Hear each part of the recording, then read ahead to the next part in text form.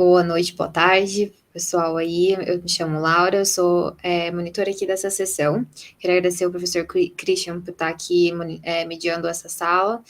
Eu queria dar 2 recados. Essa gravação, quer dizer, essa sala vai estar sendo gravada e esse material vai ser posteriormente postado no YouTube. Então, se você não quiser que o seu material seja divulgado, a gente só pede que vocês comuniquem verbalmente que vocês não autorizam a divulgação da parte do conteúdo de vocês, porque daí isso vai ser editado. E o segundo recado é que a gente está anotando o pessoal que está apresentando e preenchendo o formulário para posteriormente vocês receberem um certificado. E eram esses recados. Passo a palavra para o professor Cristian para dar continuidade às prestações e bom evento para todo mundo. Ok, Laura, eu só faço o reforço da correção das instituições dos dois expositores. Sim, a gente está fazendo esse formulário, desse formulário gera uma planilha, e a gente só está colocando inicialmente o nome dos participantes, porque está acontecendo esse erro com as instituições, então a gente vai confirmar com o Profilo sobre essa correção das instituições, para no certificado ele estar correto. Então a gente não está preenchendo por enquanto as instituições para poder no final fazer essa correção.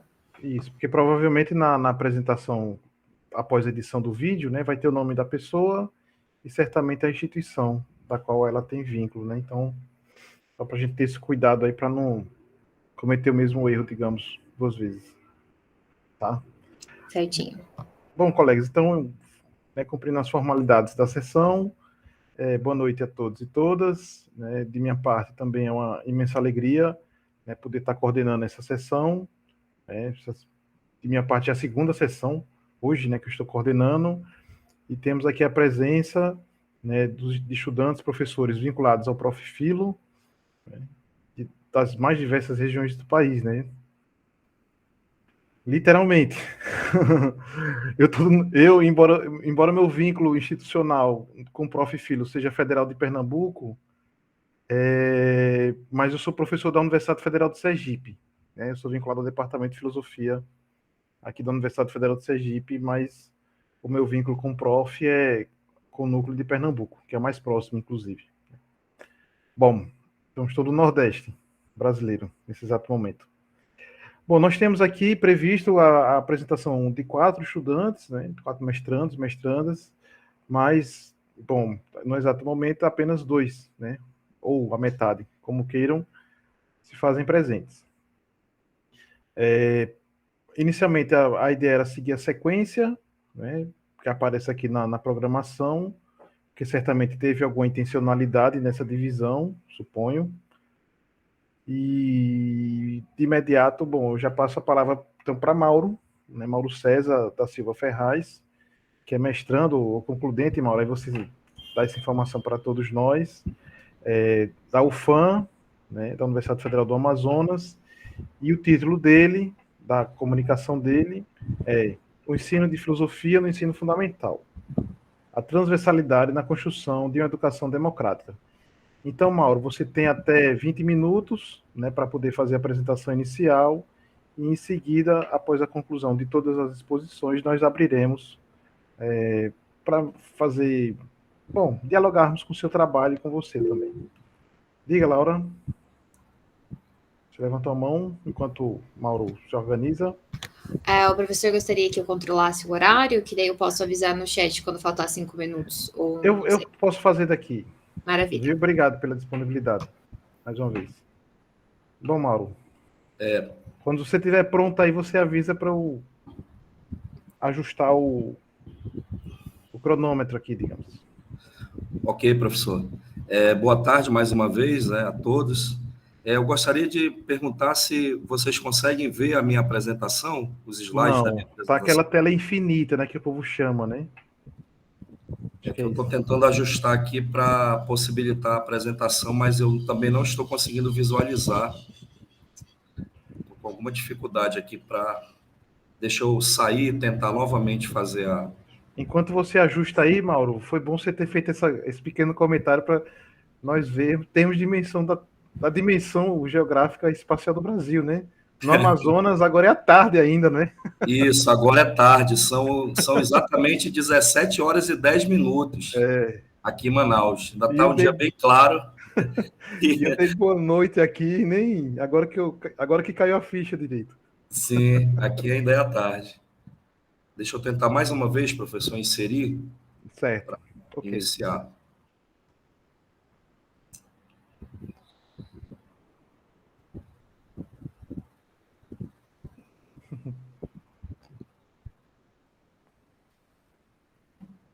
Agora sim.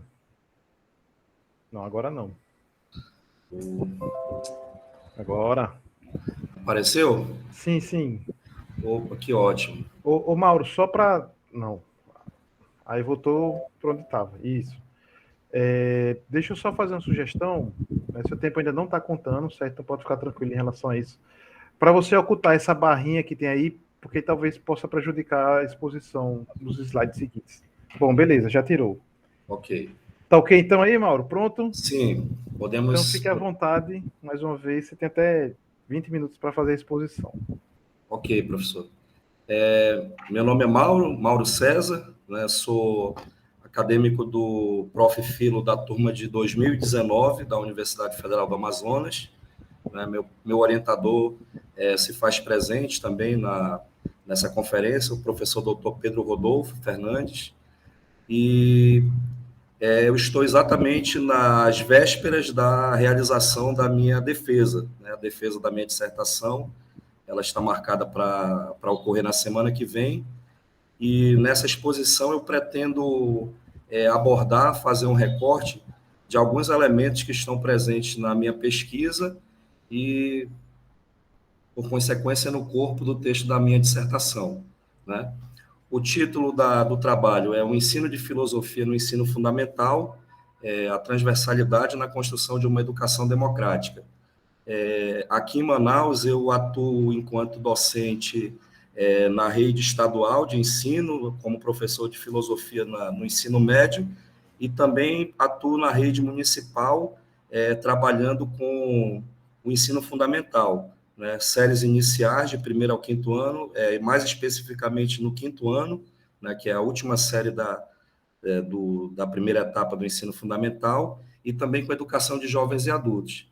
Então, essa prática, de certa forma, proporcionou, né, instigou a nossa a realização desse trabalho, a inquietação epistemológica para que nós pudéssemos nos debruçar sobre esse tema e procurar desenvolvê-lo. Na estrutura da dissertação, nós temos uma abordagem na introdução acerca de diversas tentativas, né, que foram feitas na rede municipal de ensino, de trabalhos com a filosofia, né, ou introdução filosófica, junto aos alunos das séries iniciais do ensino fundamental, principalmente os alunos do quinto ano, né? Então, nós vamos discorrer sobre isso na introdução do trabalho, apresentando algumas informações sobre reuniões, sobre tentativas que nós fizemos juntos a diversos setores internos da secretaria para nos proporcionarem condições para realizar essas pesquisas e esses trabalhos, né, de introdução filosófica junto a essa etapa de ensino. Por um lado, inicialmente, fomos até extremamente, podemos dizer que rechaçados, né? Recebemos uma negativa muito contundente, mas com pouco de insistência nós conseguimos alguma abertura para começar, ainda de forma assim, muito embrionária, fazer um desenvolvimento e uma construção desse diálogo e de elementos relacionados à praxis, né, dessa possibilidade. Então, no capítulo 1 da nossa dissertação, denominado Democracia e Educação, nós vamos buscar fazer uma abordagem relacionada ao ensino de filosofia, né, nessa etapa de ensino, priorizando esse elemento da formação democrática, né?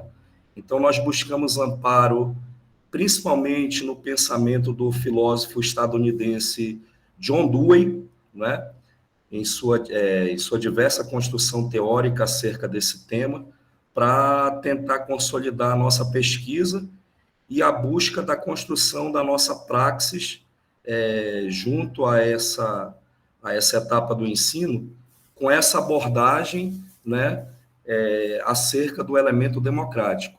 Então, nesse primeiro ponto do trabalho, nesse primeiro elenco do trabalho, denominado As Bases da Democracia no Ocidente e seus Desdobramentos, nós começamos a dialogar e a desenvolver elementos demonstrando aspectos relacionados ao nascimento propriamente dito da democracia, que nasce na Grécia Antiga como um elemento, um contraponto à tirania, né? A tirania que vinha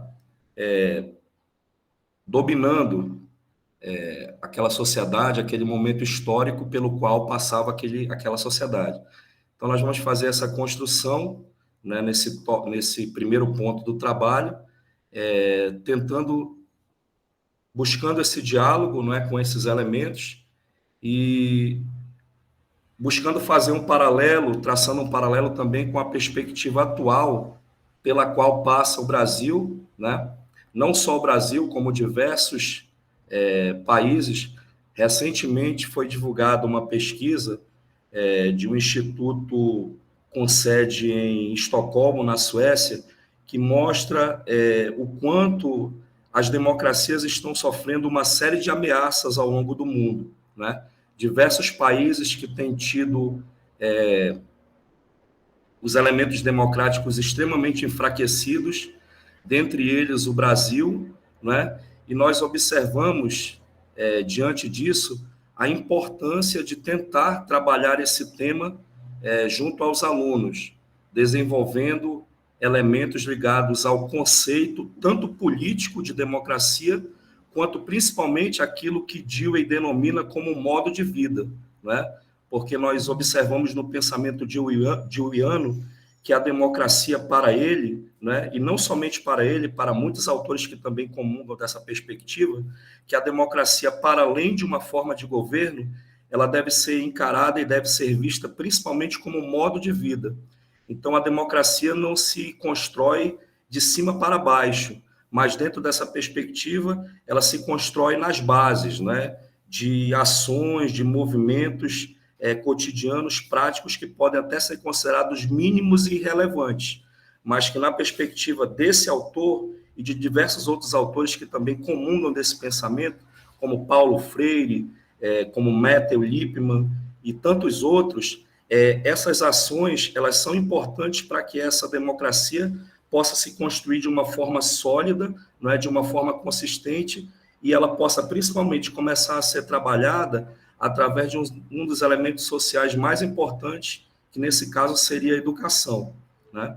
Então, nós vamos fazer essa discussão, né, basicamente nesses dois primeiros pontos do capítulo 1, as bases da democracia no Ocidente, a democracia na atualidade, suas complexidades e divergências, demonstrando que, apesar de algumas dificuldades, de alguns elementos que são muito... que tem que ser trabalhados de uma forma muito... com muito cuidado, não é? Com muito rigor, mas existe essa possibilidade de ser realizado esse trabalho junto a esse público-alvo, né, que no caso são os alunos das séries iniciais, em específico do 5º ano, que tem uma média de idade entre 11 e 12 anos, né? Existem essas possibilidades, esse trabalho, dentro dessa perspectiva, apresenta-se com uma certa relevância, né? E, sobretudo, com uma importância, né, de começar essas discussões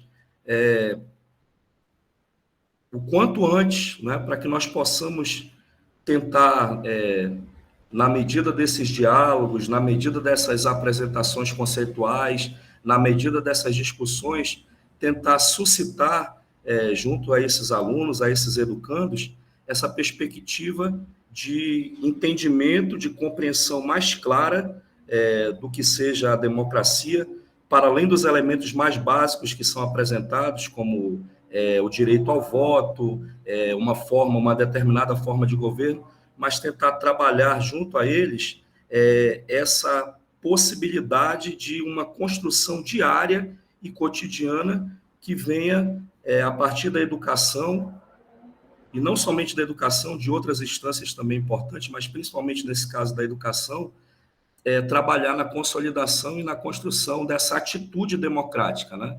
Que tão importante quanto, nessa perspectiva do nosso trabalho, seria uma atitude filosófica também. Desculpe, vou retornar aqui. Nos pontos seguintes, o terceiro tópico, que seria pensar o pragmatismo e a educação democrática a partir de William James e Charles Sanders Peirce, nós vamos também dialogar com esses dois pensadores que foram extremamente influentes na construção do pensamento deweyiano, né? Dewey, ele foi um estudioso de Hegel, estudioso do pensamento kantiano, mas a partir de um determinado ponto, ele começa a concentrar os seus estudos e a sua produção teórica naquele que foi chamado a corrente filosófica do pragmatismo norte-americano, né? Inicialmente, comungando com o pensamento de James e com o pensamento de Peirce, Dewey se aproxima dessas perspectivas, apesar de considerar alguns elementos expostos por esses dois pensadores como ainda talvez não ideais àquela perspectiva preconizada por ele, né, para a construção do seu sistema, da sua forma de pensar, do seu elemento filosófico. Então, paralelamente a essa aproximação dessa perspectiva, a partir de um determinado ponto, o Dewey se distancia um pouco e ele aproxima-se daquilo que ele não vai chamar na sua filosofia de pragmatismo, mas vai chamar assim de instrumentalismo, né? Instrumentalismo, que tem sim muitos elementos presentes da fórmula e do pensamento da corrente filosófica pragmatista, mas Dewey, nessa perspectiva, ele faz alguns recortes e ele faz uma adequação à sua perspectiva da experiência, né, dessa visão de que a educação e a filosofia, elas precisam, sim, ser estudadas de forma teórica, né, com rigor, mas elas também precisam ser experimentadas na prática, elas também precisam ser vivenciadas na realidade, né? E, sobretudo, ele encontra nesse elemento denominado de instrumentalismo um apelo também ao despertar de uma postura filosófica do aluno na direção também de um autodidatismo, né? O que futuramente nós observamos que se tornou até um dos pilares da educação mundial, que é justamente aquele pilar que fala do aprender a aprender, né? Então, não é só importante, nessa perspectiva do instrumentalismo, né, que é talvez uma leitura com alguns elementos inseridos por Dewey ao pragmatismo, ele demonstra que é importante esse elemento da experiência e de suscitar, né, no educando essa perspectiva que também pode ser denominada como autodidatismo, que é o aprender a aprender, que ele possa se desenvolver com autonomia, pensar junto com os filósofos, junto com as leituras, junto com os conceitos, junto com os elementos apresentados, mas também a partir dessa perspectiva pensar por si mesmo, produzir o seu pensamento, né? Paralelo a essa perspectiva. Então, basicamente, esses são os elementos que são apresentados no primeiro capítulo da nossa dissertação.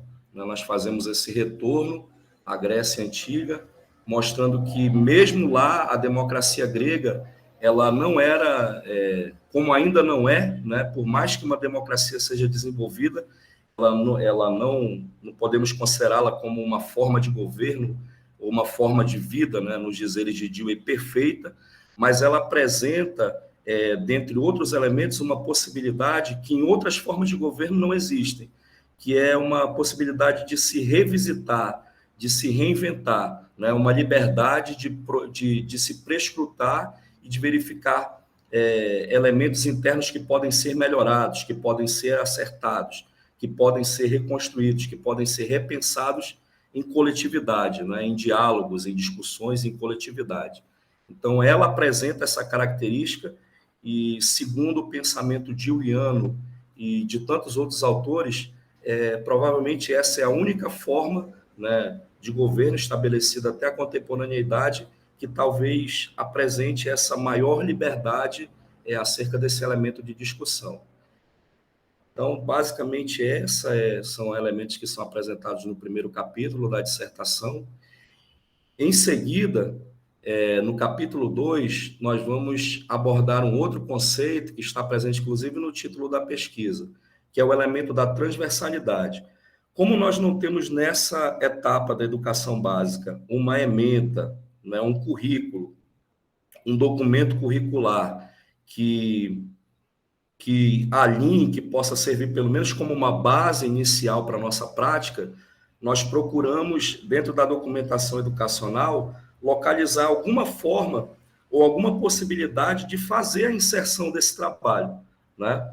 No nosso caso, aqui na rede municipal do município de Manaus, nós já temos uma abertura, porque com esse processo de diálogo e de construção coletiva, nós conseguimos, pelo menos, assegurar numa proposta curricular local a presença das noções filosóficas ou da introdução filosófica junto às séries iniciais do ensino fundamental, né? Mas é claro que nós não nos contentamos só com isso. Nesse momento inicial, dentro dessa discussão, foi o que pôde ser feito, mas nós, com humildade, né, pretendemos, ao longo desse processo de construção, expandir, avançar e buscar a melhor forma de fazer essa introdução, de fazer essa inserção, de fazer esse trabalho junto a essa comunidade, a esses alunos. Então, nesse momento inicial da pesquisa, essa abertura através da transversalidade nos apresentou como uma forma não ideal, mas uma possibilidade, né, da ação e do desenvolvimento dessa praxis, desse trabalho, né? E aí nós vamos ressaltar ao longo desse capítulo que essa transversalidade, ela não se trata só de um elemento metodológico, didático, né, e teórico educacional, mas ela se trata, sim, tanto a interdisciplinaridade quanto a transversalidade, dentre outros elementos, de uma característica intrínseca da filosofia, né? O que é apontado, inclusive, no pensamento de alguns pesquisadores, como o professor Silvio Galo, né? Dentre tantos outros, que essa transversalidade, ela se trata de uma característica, de um caráter próprio da filosofia, né? Que não procura se fechar a si mesmo, em si mesmo, mas está sempre tentando fazer perguntas, tentando compreender, tentando dialogar com outras áreas dos saberes, com outras áreas do conhecimento, né? Com as ciências, com a própria educação, tentando sempre chegar ao núcleo, né? As respostas, as questões mais consistentes para que nós possamos, a partir daí, embasar, compreender de forma melhor a nossa prática, a nossa realidade, e a partir daí embasar com mais consistência os nossos fazeres. Então, nós vamos apresentar, nesse segundo capítulo da dissertação, toda essa construção, né, teórica, mostrando os conceitos da interdisciplinaridade, que nasce justamente como uma forma de abordagem até um pouco provocativa, contra essa visão moderna de compartilhamento e de fragmentação dos saberes, como se cada campo tivesse somente respostas e obrigações de se dar conta de si mesmo, né? Que não tivesse necessariamente que dialogar com outros campos, com outros saberes, né? No movimento de ponte e não de cisão. Então, nós tentamos demonstrar, nesse capítulo, o quanto é importante cultivar, né? Não só porque essa perspectiva é apontada pelo Ministério da Educação ou por outros órgãos governamentais ligados à educação, como uma estratégia que tem que ser trabalhada nas escolas, né? Não só por uma imposição, mas porque nós compreendemos que essa é uma qualidade da própria filosofia, né? Uma qualidade intrínseca, um caráter intrínseco da filosofia, e talvez a filosofia não como um conhecimento redentor do currículo escolar ou como um conhecimento superior a qualquer outro campo dos saberes, porque nessa perspectiva nós comungamos com o pensamento freiriano também, que não há saber mais, não há saber menos. Todos os saberes são importantes nessa perspectiva de construção, mas a filosofia ela tem, né, pela sua própria história, pela sua própria constituição, um papel importantíssimo e decisivo nessas discussões, nessas problematizações, né? Nesses elementos ligados a essa perspectiva. Então, nós tentamos apontar essas questões nesse capítulo, né? Buscando essa entrada e essa abertura inicialmente através da interdisciplinaridade e da transversalidade, né? Futuramente, ao longo do desenvolvimento da praxis dessa pesquisa, com os avanços dessa construção, nós pretendemos verificar se essa abertura se fará de forma mais consistente ou se, porventura, será necessária uma outra forma de abordagem paralela, né? Uma construção, quem sabe, de uma proposta realmente semelhante àquela que nós temos na última etapa da educação básica, no ensino médio, mas, inicialmente, na perspectiva da abordagem dessa pesquisa, nós verificamos que essa sim é sim uma importante forma, não é? uma possibilidade, um viés, né? Claro que não fechado, não passível de verificações, de correções, de objeções, mas nós vemos sim que existe essa possibilidade, que há essa possibilidade, e nós nos debruçamos sobre ela para tentar entendê-la, né? Explicitá-la e desenvolvê-la da melhor forma possível. E aí, em seguida, no terceiro capítulo, nós vamos tratar da parte... Mauro. Pois não. Me perdoe ter te incomodado, mas eu estou na função chata. Sim. E é de marcar o tempo. E seus 20 minutos foram extrapolados agora. Poxa, professor. Aqui nós vamos tratar da parte prático-propositiva, né? Onde nós vamos abordar as oficinas, né? Que são a estratégia que nós pretendemos utilizar junto a essa etapa. Poxa, uma pena, professor. Espero ter me feito compreender minimamente. Me perdoe, porque realmente, como o senhor citou, a gente fica um pouco nervoso, não é, nessas apresentações, mas é assim, um recorte acerca do nosso trabalho, da nossa pesquisa, e nós não estamos criando, não é, nem inventando nada, pelo contrário, esse tema já vem sendo desenvolvido há séculos, né? Podemos assegurar isso, e existem algumas pesquisas, mas o que nós tentamos é colocar mais uma pedrinha, né? Suscitar mais uma discussão, tentar colaborar de alguma forma com esses elementos e com o desenvolvimento dessa perspectiva na educação básica, em especial no ensino fundamental. Obrigado, professor. Desculpa ter passado um pouco do tempo, perdão. Ok, Mauro, nós que agradecemos, né, a sua apresentação. Infelizmente, alguém tem que fazer essa função e me foi delegada, digamos assim, né? E, bom, enquanto o Mauro estava falando, chegou mais os comunicadores da tarde e noite, né? Respeito ao horário amazonense. Acho que é Moata, assim que se pronuncia. Se eu estiver errado, Moata, por favor, me corrija. É isso mesmo. Boa noite, professor. Colegas, boa noite. Ok, então, Moata, você é o próximo aqui, seguindo a sequência, né? O título da sua exposição, os desafios do ensino da filosofia em Angola, no contexto do neoliberalismo. Moata, você tem até 20 minutos para apresentar, e como você chegou já com a sessão iniciada, foi solicitado pela organização do evento que cada expositor comunicasse, antes de iniciar a sessão, né, se concorda que futuramente essa sua apresentação seja publicada na página do Prof. Filo. Tá bom? Então fique à vontade, você tem até 20 minutos para apresentar. Tá, obrigado. Peço desculpas antes. Como sabem, estou em Angola, confundi-me um pouquinho o horário. Mas também estou de viagem, tinha que fazer uma paragem, porque se continuasse não teria acesso à internet. Por isso mesmo não vou ter a possibilidade de compartilhar com vocês na tela o meu texto. Eu não sei se me estão a ouvir. Eu escuto. Eu peço, Mauro, que você encerre a sua apresentação, por favor. Pronto, obrigado mais uma vez.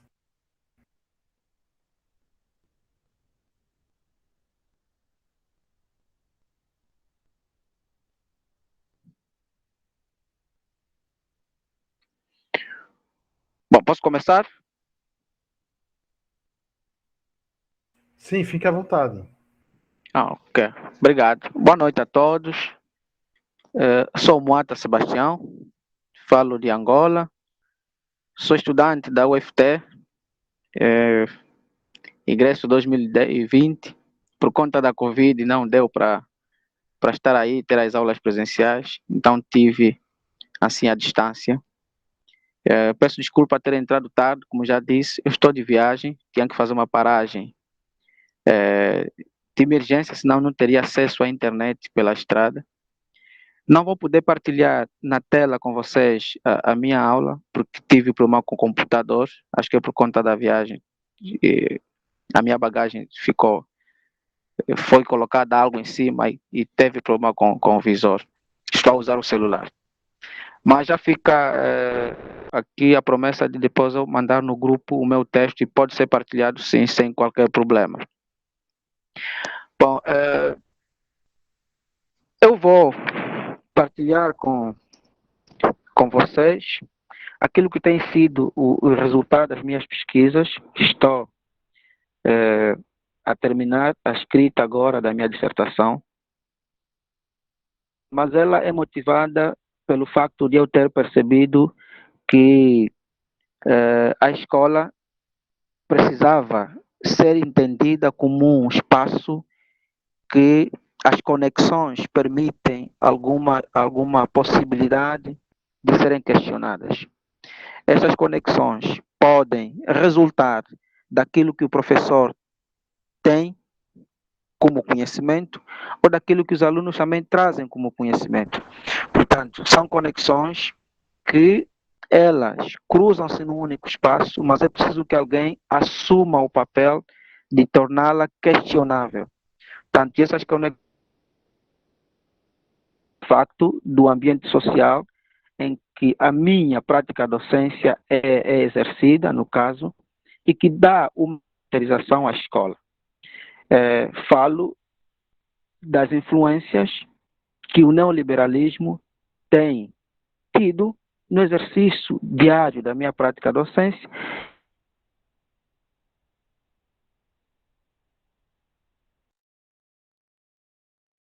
Portanto, como professor, eu entendi que era oportuno, em função dessas conexões, ter a oportunidade, permita ao pleonasmo, de tornar questionável a compreensão que se tem da filosofia na sala de aula.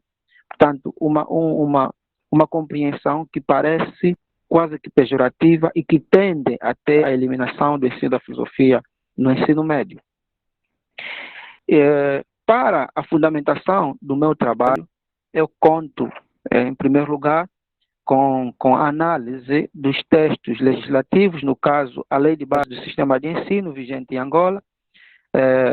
Também me vou apegar no currículo de ensino médio, vigente em Angola, e tenho como referencial teórico o filósofo Michel Foucault, na medida em que ela me permite, ou ele me permite ler o social, ler e interpretar o contexto em que o neoliberalismo se desenvolve ao ponto de tomar espaço da escola e questionar o modo como se faz o ensino de filosofia, sobretudo. O meu trabalho está dividido em 4 partes. Eu vou primeiro apresentar, depois vou desenvolvendo cada uma. A primeira parte, eu vou fazer uma apresentação histórica do sistema de ensino de Angola.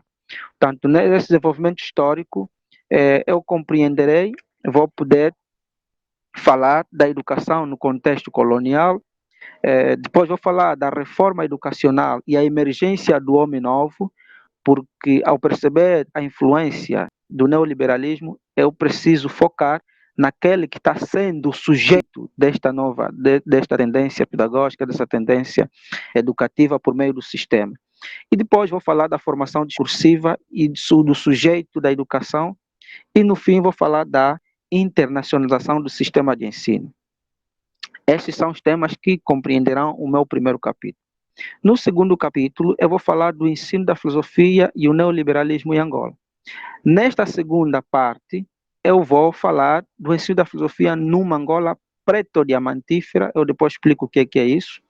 E depois vou falar do pensamento crítico amordaçado pelo tecnicismo.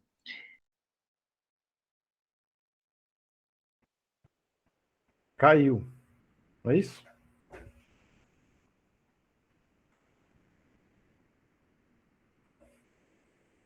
Vamos dar um minutinho para ver se a conexão é restabelecida. Caso contrário, Elaine, a gente passa logo a você, viu? A palavra.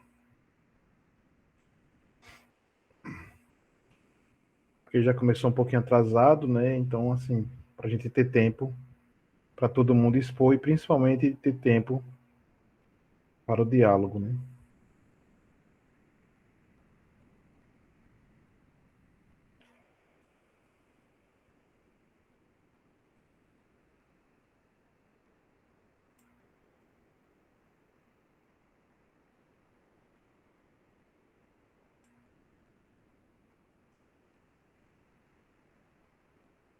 Pronto, acho que ele voltou. Peço Pronto. desculpas. Não, Ok. tranquilo, Mota. Essas coisas, E período remoto acontece. acontece, exato. Está todo E, mundo portanto, acostumado já. como dizia, continuando, a última Sim, por parte do favor. meu trabalho será uma proposta de atividade com os estudantes. O que é que eu pretendo apresentar como história da educação? Eu percebi que não poderia falar do contexto, da influência do neoliberalismo no contexto angolano se não situasse primeiro Angola, porque sei que o meu trabalho, embora esteja sendo desenvolvido aqui, poderá ser lido por outras latitudes. No caso, eu fiz isso pensando como se eu estivesse a estudar no Brasil, mas falando do meu país no Brasil. E eu precisava apresentar como é que nasce o sistema de ensino. É nessa perspectiva que eu apresento o ensino numa perspectiva histórica e política, para perceber até onde ela começa a ser teorizada e chega até a este momento em que se pode notar a influência neoliberal. Portanto, por quê? Porque eu percebi que olhar para este facto implicaria ver nele também os contornos que o sistema trouxe. Porque na época colonial o ensino era feito de um lado para promover a discriminação, porque o português entendia que precisava tornar clara a sua afirmação como colônia, num contexto em que o negro não tinha espaço, e foi produzindo um tipo de sujeito que pudesse permitir a dominação. Este sujeito produzido, com a independência, percebeu que precisava também produzir um outro sujeito que pudesse perceber que já vive uma outra realidade, aquela realidade que já não é o colono português que manda, mas são os angolanos que mandam. Infelizmente, um homem produzido com base às tendências políticas definidas por quem tinha declarado a independência de Angola.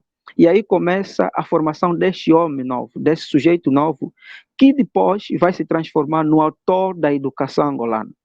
E este, na verdade, vai criando um conjunto de sistemas que vão permitindo que a educação vai se adequando em função dos seus interesses. Quando surge, quando a educação começa a tomar conta destes espaços e vai definindo o espaço, vai definindo os modos de educar, o sujeito vai se definindo em função das teorias, das práticas e das políticas que vão sendo elaboradas. Portanto, esse homem novo que surge, o homem novo da nova educação, é um homem que está para defender interesses de quem está no poder, é o homem que está para defender, digamos, o espaço até onde ele se posiciona, é um homem que está para continuar a perpetuar um conjunto de políticas que ele mesmo se sente deslocalizado, ou seja, não consegue se encontrar. É disso que na segunda parte do meu trabalho, quando falo sobre o neoliberalismo, eu entendo que a prática, as técnicas usadas, os sistemas montados para formar, eram sistemas que permitiam a perpetuação de uma classe que desde a independência foi se assumindo o protagonista até daquele que ele quer formar. E daí, quando surge a economia de mercado, no caso, quando surge a economia de mercado, as políticas educativas foram definidas para atender à emergência desta nova concepção de social. Ou seja, o homem angolano da educação nova foi obrigado a se adequar ao tipo de políticas que eram gizadas. Portanto, daí é que ele foi tendo dificuldade de assimilar conteúdos que não pudessem ser validados no mercado. E aqui onde começa a minha grande preocupação, porque uma questão que se começa no ano de 1975, no século passado, e ainda é vigente no nosso século, é vigente nos nossos dias. Daí é que eu, no segundo capítulo, falo de uma Angola petrodiamantífera. Por que eu falo de uma Angola petrodiamantífera? Porque, falo de uma Angola petrodiamantífera porque a economia angolana é sustentada pelo petróleo e pelo diamante. Estes dois setores da economia têm estado a definir até as políticas educativas. E vão surgindo, neste período da economia de mercado, as escolas politécnicas, os centros de formação técnica, e vão sendo deixados para o lado as escolas, os cursos de ciências humanas, sobretudo o curso de filosofia.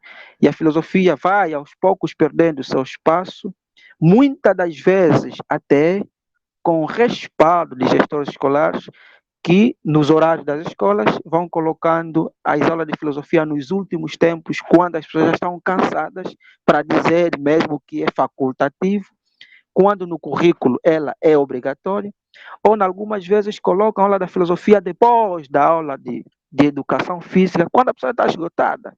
Portanto, tudo isto demonstra que a sociedade é definida em função de quem tem o interesse de desenvolver um tipo de consciência e vai marginalizando outro tipo de consciência. Por isso, ao tomar este entendimento, eu olhei nas obras de Foucault como a minha base teórica para fundamentar isso. Isto permitiu que eu pudesse compreender como o Estado tem estado a intervir, segundo o pensamento de Castro, para disciplinar os conhecimentos. Portanto, o conhecimento, mais do que ser um negócio, mais do que ser um investimento, porque o sujeito se vê como um empreendedor de si, passa a ser uma forma de disciplinar também. Portanto, um disciplinar que o sujeito não se compreende, não se localiza, mas um disciplinar em que o sujeito é obrigado a compreender-se em função daquilo que o mercado dá como validade. E daí que, na terceira parte do meu estudo, eu faço uma reflexão voltada para o desafio do professor de filosofia, tentando responder, diante de todo esse contexto, como o professor de filosofia se posiciona, que significado o professor de filosofia dá à sua aula, olhando também nos casos em que é recorrente na minha escola e nas outras escolas aqui no meu país, que professores que dão filosofia, alguns até fazem engenharia, formaram-se em engenharia e são obrigados a dar filosofia. Eu, por exemplo, sou formado em filosofia, este ano deram-me a cadeira, a disciplina de empreendedorismo, e eu achei absurdo um abuso, um ataque. Como é que eu vou falar de empreendedorismo se eu só faço uma pesquisa criticando esta tendência e que tenta invalidar, inviabilizar o ensino de filosofia? Portanto, aqui um conjunto de situações é que eu olho como desafiadoras e reservei alguma parte do meu estudo, um dos capítulos, falando do desafio do ensino da filosofia, como a pessoa resiste a isso. Mas também percebi que não é só o professor que precisa resistir, o aluno precisa resistir a isso. Daí aqui, na última parte, eu lanço como proposta uma atividade. E a atividade é feita em grupo. Os alunos, eu escolho um tema, eu escolhi 2 temas. O primeiro tema é filosofia e mercado de trabalho, uma questão mesmo abusiva. E o outro tema é filosofia e o desenvolvimento da pessoa humana. Portanto, são temas que eu escolho e dou aos alunos, vão pesquisar, eu vou apenas orientando, obrigando eles a tirarem conclusões sobre os temas que eu apresentei. Portanto, depois das suas conclusões, eu poderei fazer na sala de aula, claro, eles vão apresentar-se na sala de aula, poderei fazer algumas considerações sem tirar o mérito das conclusões que eles chegaram. Nessas atividades, eles poderão trocar experiência com outros alunos, por exemplo. Na primeira atividade, eu pedi que eles fossem na Escola Técnica de Saúde e no Politécnico conversar com os estudantes do mesmo nível do ensino, questionando, perguntando se eles já ouviram falar sobre filosofia ou se estão interessados a falar sobre filosofia. Os resultados até, na verdade, são engraçados. Muitos dos alunos que foram inquiridos entendem que a filosofia é importante para o currículo, mas não veem ela importante para o mercado de trabalho. Outros acham ela chata. Outros ainda entendem que poderia ser eliminado o ensino médio porque não agrega valor algum. No outro trabalho, eu pedi que os alunos fossem no ensino superior, no centro, no Instituto de Ciência de Formação de Professores, em que são formados professores de várias áreas, dentre as quais professor de ensino de filosofia. Este ano, o Ministério da Educação o Ministério do Ensino Superior eliminou o ensino de filosofia no ensino superior, porque diz que os professores formados em filosofia não têm mais espaço no mercado, ou seja, já não respondem, já não é preocupação do Ministério formar pessoas que não têm valência para o mercado. Então, também pedi a outro grupo que fosse perguntar aos estudantes de filosofia nesse Instituto Superior, que na verdade são professores, para ouvirem deles o que é que os professores entendem, o que é que os professores acham desse encerramento do curso nos próximos anos.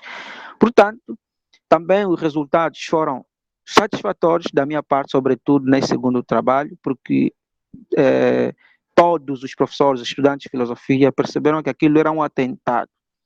E os alunos perceberam que, na verdade, perguntando a um aluno de filosofia, que na verdade vai se tornar professor no futuro, é muito mais interessante que perguntar a alguém que está a fazer o Politécnico, que acha que o curso de filosofia não é importante para o mercado de trabalho, que não é importante para conseguir um bom emprego. E dessas 2 questões, eu permiti que eles pudessem trazer outras informações que não aquelas que eu pedi, por exemplo, fazer uma reflexão sobre o profissionalismo, a vida profissional, a economia da sua comunidade, porque eu dou aula numa comunidade mais ou menos pobre, pescatória, que a única empresa que existe lá é uma empresa petrolífera. Portanto, aí o pessoal ou vive da pesca ou trabalha nessa empresa petrolífera. Portanto, todos os alunos disseram que no futuro queriam, muitos na verdade, disseram que no futuro gostariam de trabalhar nessa empresa. Ninguém disse que queria ser professor de filosofia. Alguns diziam que poderiam até repetir o ensino médio para fazer o curso de enfermagem, o curso de eletrotécnica, o curso de de Serralha Alheia. Portanto, estas são as informações de forma resumida que eu trago na minha abordagem, mas com a maior preocupação de olhar como o neoliberalismo tem estado a influenciar o ensino de filosofia, mas também olhar como é que o professor pode resistir, porque se não houver resistência e o professor não for esse sujeito que possa fazer passar do outro lado dos estudantes que a filosofia não é tão aquela ciência dispensável, ciência inútil, ou uma cadeira sem um rendimento no mercado, que o professor pode ser um dos atores a inviabilizar o ensino de filosofia que está quase em extinção. Porque é um perigo, porque, na verdade, caminhamos para lá com o encerramento deste curso no ensino superior. Nos próximos anos, o comentário dos ministérios ou dos políticos será: já não há possibilidade de termos ensino médio, em filosofia no ensino médio, porque não temos professores. Portanto, está a se encerrar, está a deixar de formar professor, para depois amanhã justificar que não há possibilidade de ensinar filosofia porque não temos professores. Portanto, estamos a caminhar por aí, e eu acho que esta ideia de encerrar surge, entre aspas, surge num bom momento, na medida em que eu estou fazendo uma pesquisa que permite questionar o papel das autoridades e da própria escola sobre a forma como consideram o ensino de filosofia no ensino médio. Portanto, no fundo, é isso que eu gostava de partilhar. Mas já para terminar mesmo, se calhar mais 2 minutos, professor, peço desculpas.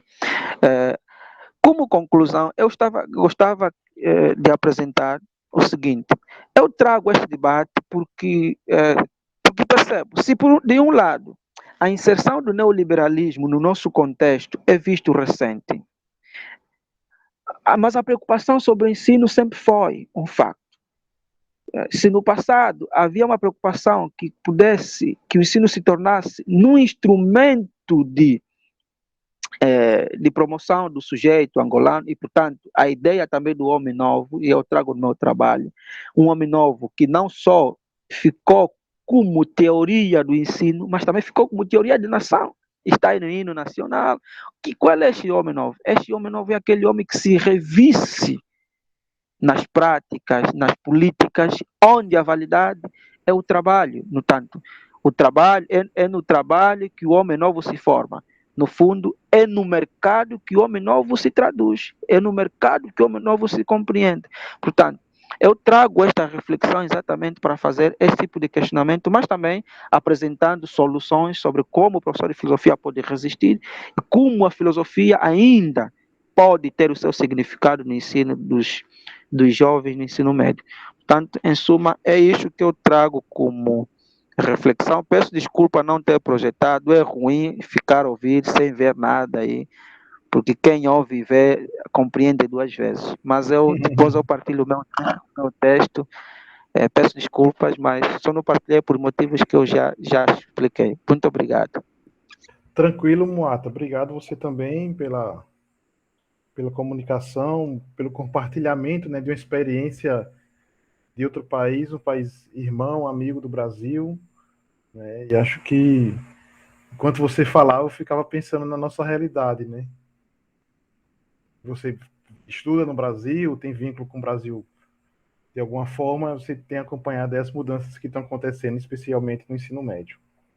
Bom, então passamos agora para a última exposição, né? É de Elaine Cândido, né? Ela é da Unispar, Universidade Norte do Estado do Paraná, do núcleo do Prof, e o título da comunicação dela é o Diário Filosófico como Experiência do Sentir. Elaine, seja bem-vinda mais uma vez. Obrigada. E fique à vontade para fazer sua exposição inicial. Tá ok. Me ouvem bem? Sim. Beleza. Então, vamos lá. Vou fazer uma exposição aqui na tela infinita. Todos bem? Eu não vejo vocês mais, mas tudo bem. Sim. Aqui. Bom, então eu me chamo Elaine Cândido. Eu sou da turma de 2020 aqui da Unespar. Sou professora alfabetizadora e também leciono no 5º ano, que é a turma com quem eu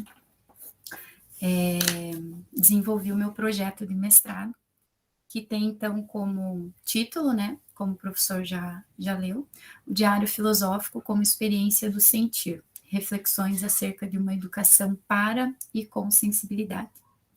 A minha professora orientadora é a professora Renata Noyano. Então, o problema da minha pesquisa é o seguinte: se nossa criança é um ser em desenvolvimento que recebe ideias e conceitos das mais variadas fontes, desde a família até os meios de comunicação, como a relação entre filosofia e artes pode contribuir para a formação crítica e sensível de crianças no ensino fundamental 1? O local que eu desenvolvi o meu projeto foi na escola, então, que eu leciono, né? Na Escola Municipal Melvin Jones, na cidade de União da Vitória, com a turma do 5º ano B, envolvendo crianças entre 10 e 11 anos. O início, a pandemia. Então, a nossa turma já iniciou com um certo atraso, né, as nossas aulas do mestrado devido à pandemia. E o desenvolvimento do projeto também acabou que sendo meio que, não sei se atropelado seria a palavra mais correta, mas não foi como eu sonhei, como eu desejava, né, devido à pandemia. Mas ele foi desenvolvido, então, a partir da obra literária de Joyce Garden, O Mundo de Sofia, e teve seu início de maneira remota devido à pandemia. Foram escolhidos alguns capítulos da obra e foram adaptados para serem enviados às crianças. Os temas que envolviam as mesmas angústias da personagem Sofia no livro chegavam até as crianças através de um vídeo encaminhado via WhatsApp num grupo da turma. Então, o único meio de comunicação que eu tinha com as minhas crianças era um grupo de WhatsApp. Aqui no município de União da Vitória, a gente, não que fosse uma imposição da escola, porque a nossa comunidade é uma comunidade carente, então muitas famílias nem acesso à internet tinham. E as que tinham, então, o meio foi o WhatsApp, nem se a gente tentasse com o Meet deu certo. Então, o único meio era o WhatsApp mesmo. Convidei um professor de artes para ser o personagem que falaria com as crianças nesses vídeos. Ele se chama Thales, mantendo assim o aspecto lúdico do projeto, pois as crianças não escreveriam para a professora, mas para o novo amigo, o filósofo. Após receberem os vídeos, as crianças refletiam sobre os temas propostos e registravam os seus pensamentos num caderno chamado Caderno de Ideias. Os capítulos que eu escolhi para trabalhar com eles do livro foram estes, né? Mas eu gosto de salientar, e até por isso eu deixei em destaque no slide, que o título dos nossos vídeo-encontros, inicialmente, não eram os títulos iniciais, ali, por exemplo, Filósofos da Natureza, Demócrito, Sócrates, não. O que era o título do nosso encontro era Nada Pode Surgir do Nada, e a partir dali, então, a gente desenvolvia as aflições, os questionamentos, como, né, parecido com o que a Sofia tem no livro. Porque a minha proposta inicial, em nenhum momento, foi levar uma filosofia ou uma história da filosofia para as minhas crianças. Não queria apresentar Marx para eles, ou Darwin, não foi esse o meu objetivo. O meu objetivo era pensar os pensamentos desses pensadores, filósofos, no caso, mas sem ter aquela coisa muito engessada, até porque na minha escola não existe a disciplina de filosofia. Eu usei as aulas de artes para trabalhar isso com as crianças. Os meios, né? Então, aqui eu printei uma tela do WhatsApp, que a gente tinha, então, a turma do 5º ano B, né? Onde tinham crianças que tinham elas mesmas o seu celular, outras entravam em contato pelo celular do pai, ou da mãe, ou do responsável, né? Então, aqui, se eu não me engano, foi o primeiro encontro, 29 de maio, um ensino totalmente remoto, via WhatsApp, onde, então, a cada encontro eu fazia uma breve introdução ali, vocês podem ver que não chega a 5 minutinhos ali, e em seguida o vídeo desse meu colega, professor de artes, já com o personagem Thales ali, instigando, então, as crianças a realizarem suas reflexões e os seus registros posteriormente no caderno de ideias, que é esse aí do ladinho que vocês estão vendo. Cada criança tinha o seu. O retorno, então, nas aulas presenciais aconteceu no mês de agosto, né? Em remoto, o projeto não aconteceu a contento, e isso era uma coisa, assim, que me frustrava muito durante o desenvolvimento no início do projeto, porque eu estava aflita, assim, para retornar para a sala de aula, porque a gente sabe que, primeiro, que via WhatsApp a coisa seria muito rasa, né? Eu acho assim que e também sofreríamos muita influência de pai e mãe, ou até mesmo o não querer fazer, né? Então, já no final de no final de agosto, ali no dia 30, nós retornamos ao ensino presencial e, sendo assim, não poderíamos perder a oportunidade de desenvolver o projeto, agora estando, então, no ambiente escolar. Não temos dúvida de que a experiência foi mais enriquecedora dessa maneira. Assistirmos aos vídeos, as discussões se estendiam por toda a aula e os registros continuavam a ser realizados, então, no caderno de ideias. Essa parte foi bem interessante, assim, e é o que eu vou agora trabalhar também durante a minha dissertação, uma comparação, assim, do que eles produziram para mim durante o ensino remoto, via WhatsApp, e o que foi possível desenvolver com eles, então, as ideias que eles me trazem já no ensino presencial. Além de textos e desenhos em seus cadernos, foram desenvolvidas atividades como pintura em telas, modelagem com argila e pequenas peças de teatro por iniciativa das crianças. Elas mesmas montaram as peças, objetivando assim a expressão de seus pensamentos para além da escrita. Aqui, então, temos algumas fotinhos deles, né, com a modelagem com argila, ali a representação do eu. A pintura em tela foi uma pintura livre, e no teatro ali, inclusive, eles estão representando o mito da caverna, né, quando Tales veio nos visitar. Também realizamos uma cápsula do tempo, né, com uma atividade final proposta, onde as crianças, a professora e também o Tales, que foi visitá-los agora, então, no dia 3, escreveram cartas para si mesmos, né? O objetivo é abrirmos e lermos estas cartas daqui 10 anos, num possível feliz encontro. O percurso. A iniciativa desse projeto se deu na necessidade de ouvir as crianças. A escola está sempre preocupada em ensinar a ler e a contar. O mercado de trabalho. E esquece que crianças também pensam e sentem. Deste modo, ouvi-las ou lê-las, para além do que é determinado pelo currículo, é abrir um espaço de escuta e reflexão, pois se a escola é o local onde se forma o sujeito, pessoa, é dentro dela que estas relações precisam se estabelecer. A relação entre o intelecto e o sensível, pois somente a razão não nos bastou. Precisamos refletir sobre para qual fim as crianças estão sendo ensinadas. Pouco se discute sobre ética, moral, solidariedade, justiça e valores dentro do ambiente escolar. A aproximação do pensamento reflexivo com o pensamento lúdico causa desordem e torna a inteligência humana poética. Nesse sentido, o que se buscou não foi realizar aulas formais de filosofia, mas, como comenta Corrêa, ao apresentar o livro de Giuseppe Ferrari em 2018, buscamos um saber sem conteúdo. Complementando e me apropriando da ideia, foram aulas de filosofia sem ter a filosofia como conteúdo, porque narra o que faz de uma escola aquilo que ela verdadeiramente é, quando ela se ocupa do que verdadeiramente importa, os sentimentos. Não almejamos que nossas crianças se tornem filósofos de profissão, mas que compreendam que suas dúvidas, pensamentos e sentimentos podem ser do outro ou da outra, e que o diálogo é essencial para essas trocas de vivência, que fazem parte de sua formação. Eis o espírito socrático.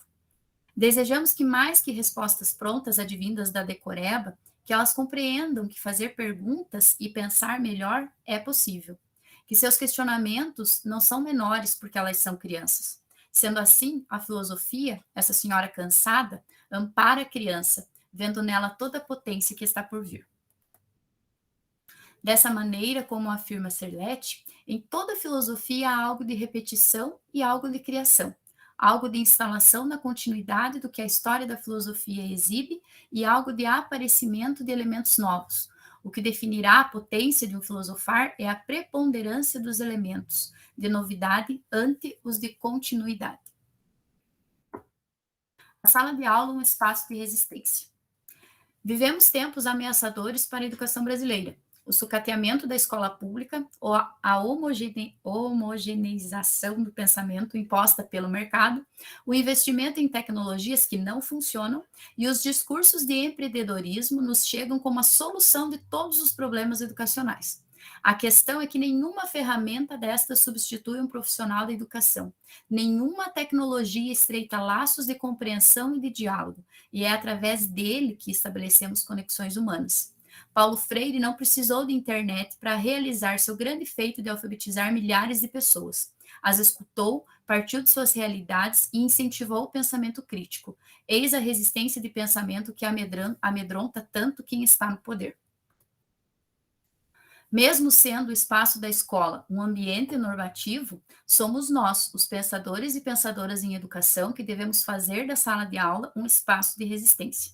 Ao evocar Paulo Freire na obra Filosofia na Escola Pública, Corrêa salienta: as resistências são as manhas necessárias à sobrevivência, o fundamento para a rebeldia perante as ofensivas que ameaçam nosso ser. Freire, 1997. Elas são, ao mesmo tempo, reafirmação de nossa não completude, do caráter constitutivamente aberto, inacabado do universo humano. Em verdade, mais do que... Ali eu não digitei errado, gente, está exatamente assim no livro, mas imagino que seja manha. Mas, enfim, mais do que manha, a resistência é a afirmação, o caráter irrenunciável da autonomia, princípio ético-político não negociável do ser humano. Eu trouxe algumas frases das crianças que elas iam falando durante alguns encontros. Por que não falamos sobre depressão na escola? Por que mulheres, quando crescem, precisam ser mães? Porque existem as guerras. Por que é errado furar a fila no ônibus? Por que criança é um bicho que incomoda? Como a lagarta faz para virar borboleta dentro do casulo? Por que não pode celular na aula, mas pode a aula no celular? Se Deus criou Adão e Eva e só tinha eles no mundo, com quem os filhos deles se relacionaram? Com seus irmãos? Não entendo por que existem pessoas que matam homossexuais. Por que meninos não podem sentar de pernas cruzadas? E por que para a gente não morrer, a gente precisa sofrer? Comentando da pandemia. Filosofia e infância, então, são faces da mesma moeda. Pensamos que o filosofar, como uma característica humana, e a infância não apenas como um tempo marcado pelo tempo do relógio, mas como uma possibilidade e maneira de enxergar o mundo, com um espírito sempre questionador e de encantamento. Moacir Gadotti, na obra Filosofia para Crianças, também organizado por Corrêa, comenta: muito antes do sucesso do livro O Mundo de Sofia, de Jostein Gaarder, Lippmann demonstrou a importância da narrativa, da ficção, da dramatização, da estética e da literatura na formação do pensamento da criança. A história da filosofia se caracteriza pela busca da verdade, da explicação, da compreensão, da interpretação e da transformação do mundo, mas jamais dispensou a beleza como parte constitutiva do seu que fazer. O fim ou o reinício de uma jornada. Aqui, então, é o Tales visitando eles no dia 3 de dezembro, sexta passada, né? O projeto, então, se encerrou e seguimos agora para análise e considerações finais a respeito de sua realização. Em seu último dia, tivemos a importante visita do personagem Tales, onde as crianças puderam conhecer pessoalmente aquele que lhes instigou tantos pensamentos.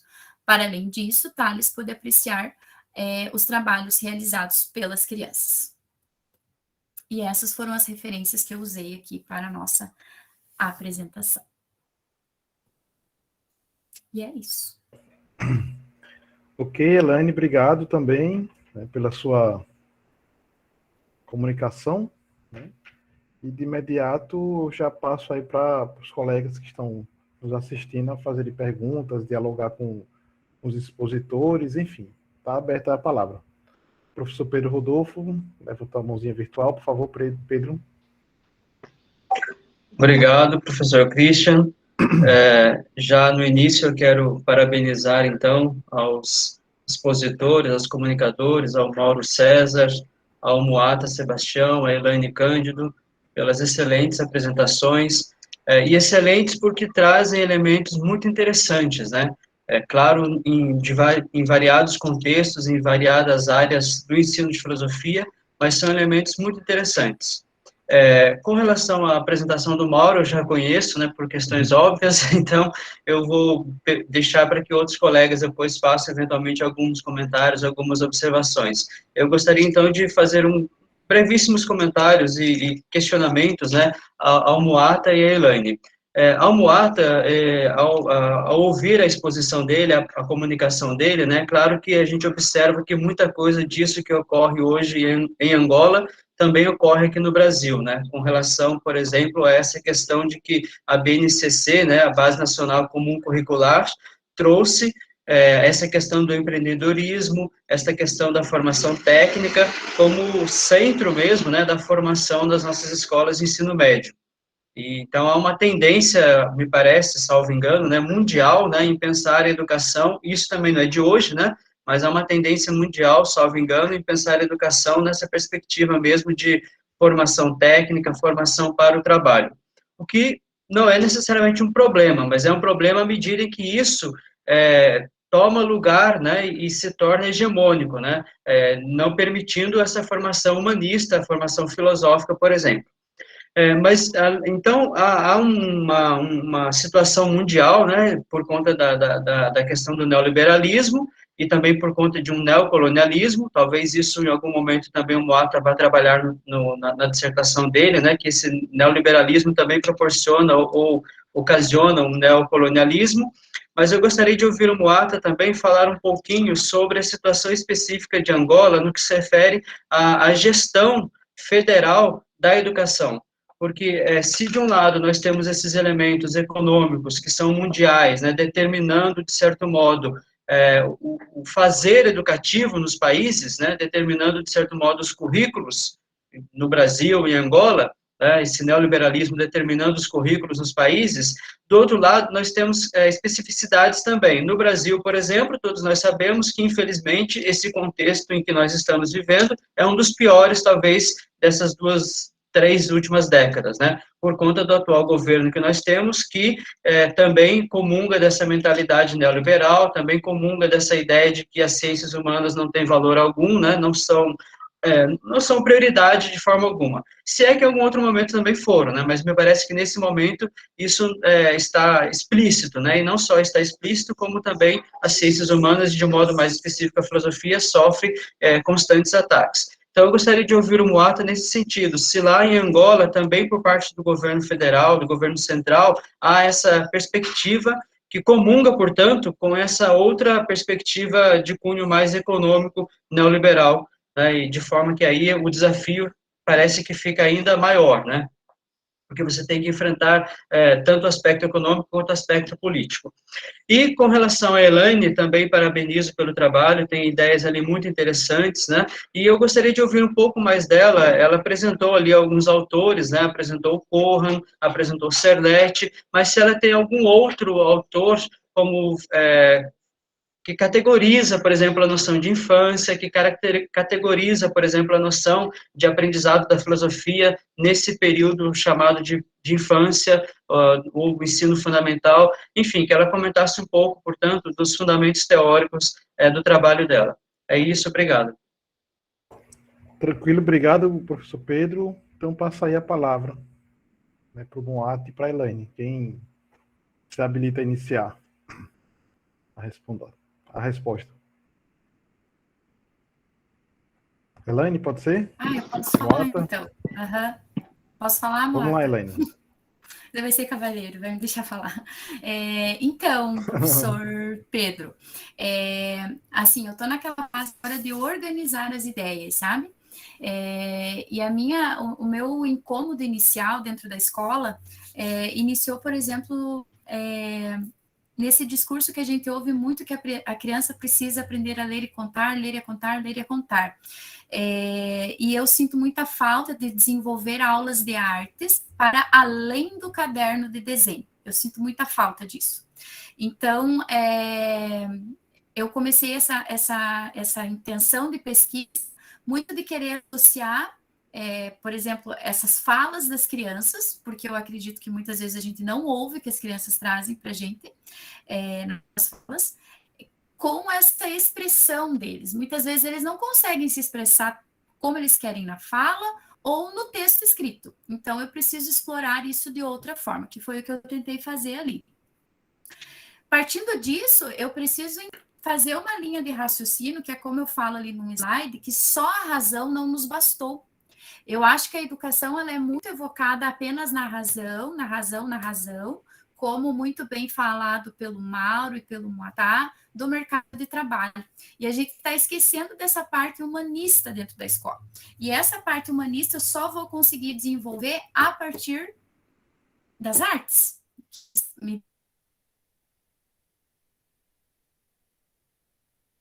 deixam expressar toda essa que nós seres humanos. Não, tá em pé ainda. Não caiu. Tá? Eles apagaram e voltaram. Eu me remonto muito quando eu tinha a idade deles, quando eu tinha 10, 11 anos. Eu me lembro muito, eu assim, deitada, olhando para o teto e pensando, pô, será que Deus existe mesmo? Mas, sabe? E parece que hoje as pessoas não querem ouvir isso das crianças. Então, é só a razão. E eu quero trazer esse trabalho da sensibilidade. Então, como eu vou te explicar, professor? Eu estou fazendo um caminho, e esse caminho começa antes de Kant.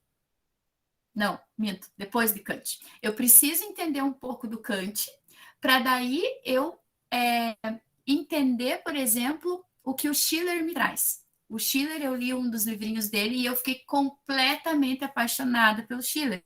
Então, é ele que me traz, assim, porque o Kant fala muito dessa razão, e eu vou dizer para vocês, assim, que eu não sou uma expert em Kant, eu sou bem falha, eu tenho muita dificuldade, mas eu juro que eu tento, mas o Schiller me trouxe, assim, esse olhar de, opa, o Kant, tudo que o Kant nos trouxe foi importante, mas peraí, tem um olhar para o belo também, que é necessário para o ser humano. Então, o Schiller me ajuda nisso.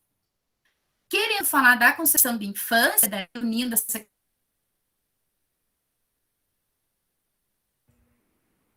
questão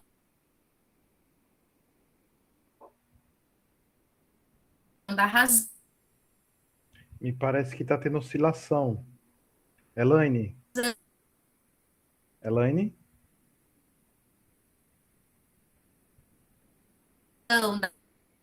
Eu acho que está tendo uma instabilidade na internet dela. Típica desse horário, né? As pessoas estão chegando em casa e começa a... Vou digitar algo aqui no chat.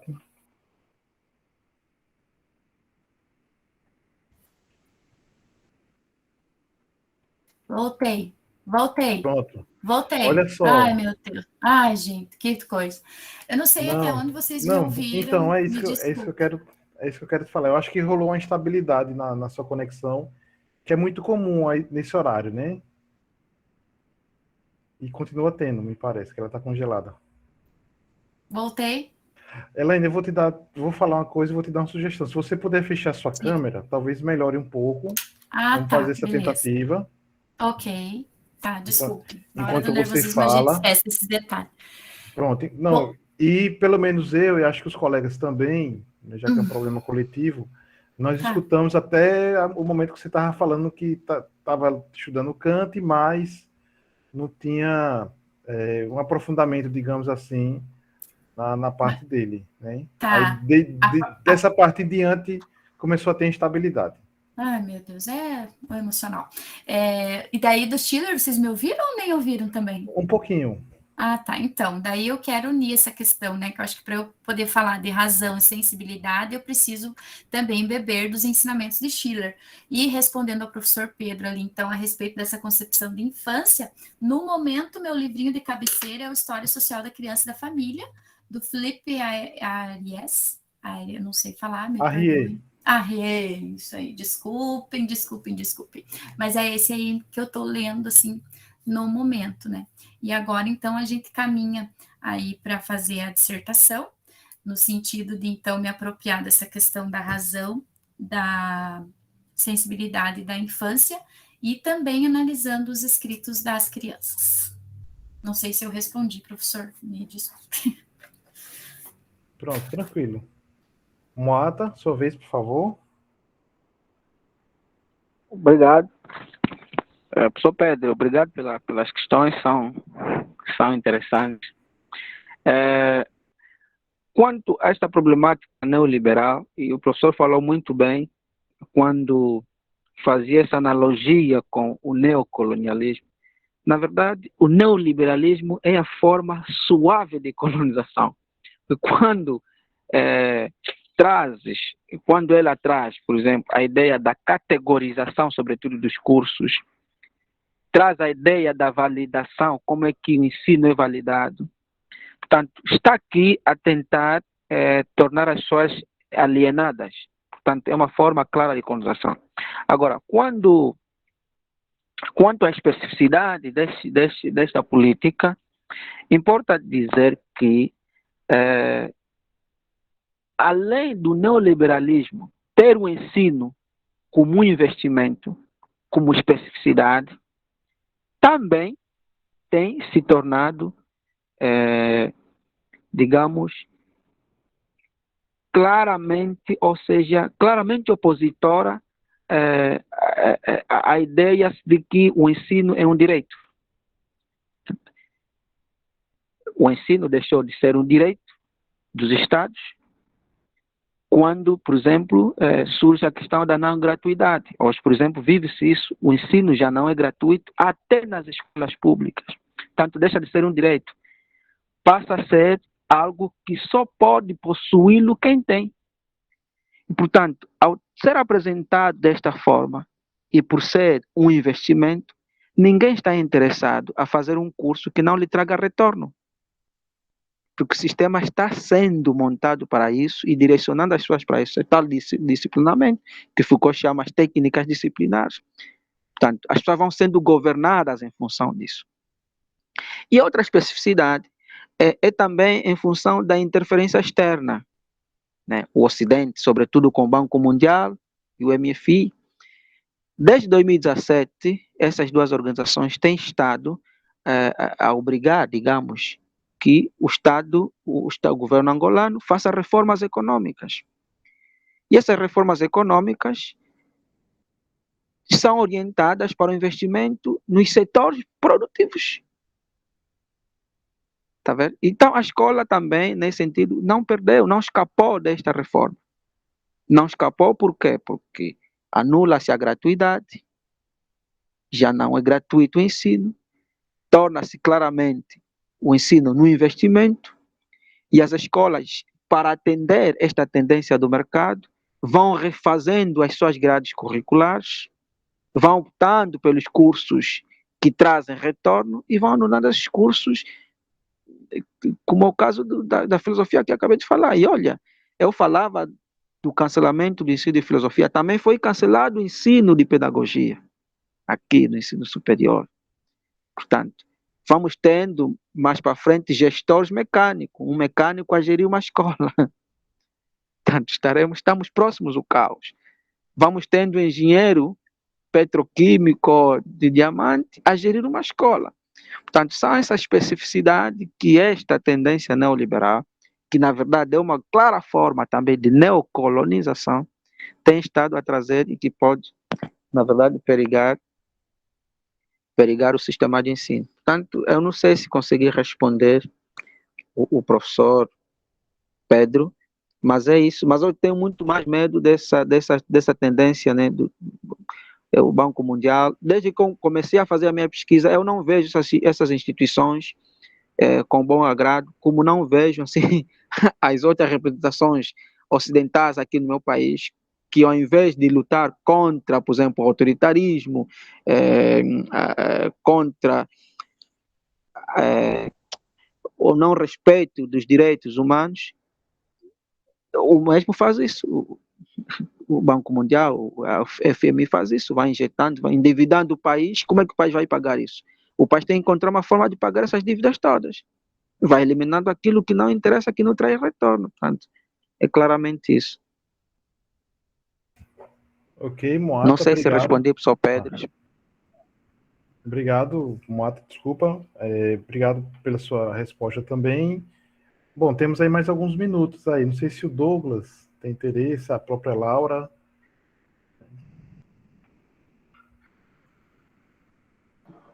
Não, só agradecer e parabenizar aí, né, os mestrandos aí que apresentaram o trabalho, achei fantástico, sou muito fã, né, desse tema e me sinto um privilegiado aí estar no meio de vocês aí. Parabéns a todos. Ok, Douglas, obrigado. Eu também tenho algumas, não sei se pergunta, consideração, mas tentar estabelecer um diálogo, né, com os três expositores. No caso do Mauro, eu fiquei curioso, já que o tempo não foi possível, mas espero que seja breve na resposta, que você falasse um pouco mais da sua intervenção, né, que me parece que é o terceiro capítulo, né, então eu queria, né, já que o tempo não foi permitido, mas para você não ficar prejudicado, porque acho que essa é a parte principal, né, da dissertação do Prof. Filho, é justamente a intervenção e como é que você está projetando, já que você está na parte final do seu curso. No caso de Moata, sim, fiquei muito curioso, né, por conta da sua exposição da educação de Angola, né, acho que concordo com os comentários que você fez, os comentários que o professor Pedro também fez, né, você projetando aí, eventualmente, mecânicos, engenheiros, sei lá, ministrando aula para as crianças ou gerindo as escolas. Aqui no Brasil, e você sabe disso, nós já temos militares, né, então, em algumas unidades escolares, através do projeto Escola Cívico-Militar. Então, é muito nesse sentido mesmo, e eu concordo com a leitura que você faz, mas eu queria também, a exemplo do que eu perguntei para o Mauro, que você expusesse um pouco mais da sua intervenção, né? Porque em um momento da sua fala, eu fiquei com a dúvida se o perfil da sua pesquisa tem um caráter mais, com o que a gente chama aqui no Brasil de mestrados acadêmicos, e senti um pouco a ausência dessa parte mais prática, digamos, né? Que se refere à intervenção, que é a principal demanda, talvez, e diferencial do mestrado profissional. Então, queria que você falasse um pouco mais sobre isso, né? E no caso de Elaine, né, gostei muito também do seu projeto, eu sou um entusiasta, viu, Mauro, da filosofia do ensino fundamental, né? Não só conceitualmente falando, mas também eu já tive a oportunidade de ser professor no Fundamental Maior, em 2 colégios aqui em Aracaju, né, colégio público e um particular, né? Então, assim, eu acho que tem liga, né? E vocês sabem, né, vocês já devem ter passado por isso, o professor Pedro provavelmente também já deve ter vivenciado isso, né, que ainda há certa resistência, inclusive nessa área do ensino da filosofia, né? Então, antes de tudo, quero externar essa minha manifestação. E no caso do referencial teórico, Elaine, seu projeto, pelo que você apresentou, está muito bem redondinho, né?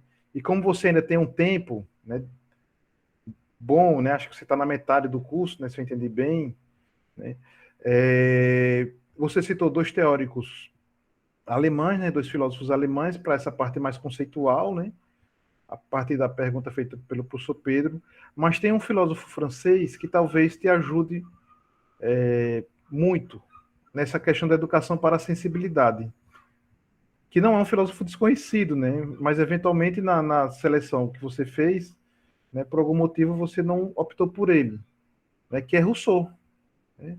Rousseau fala de infância, Rousseau fala de educação e sensibilidade, né? Talvez eu não conheço Schiller, né, conheço um pouco Kant, né? Talvez Rousseau, inclusive Kant, em alguns aspectos, né, compactuou com a reflexão educativa de Rousseau, né? Então talvez ele te ajude mais, ou te ajude de alguma forma. Eu não sei, é claro, você vai ver com sua orientadora, né? Você veja isso com sua orientadora, né? Porque tem isso também, mas é uma sugestão, né? E você vai encontrar facilmente material bibliográfico, né, de qualidade, né? A comunidade Rousseauiana no Brasil é forte, né? Como você deve saber, todo mundo aqui sabe. Talvez ele te ajude também a fazer essa parte da fundamentação. E do ponto de vista da intervenção, para mim ficou muito claro, né, como você está fazendo, o que você já fez e o que você pretende fazer. Então, só parabenizar você e os outros 2 e desejar sucesso aí nos próximos passos, né, nas próximas etapas aí da dissertação e da pesquisa que vocês estão desenvolvendo. Parabéns.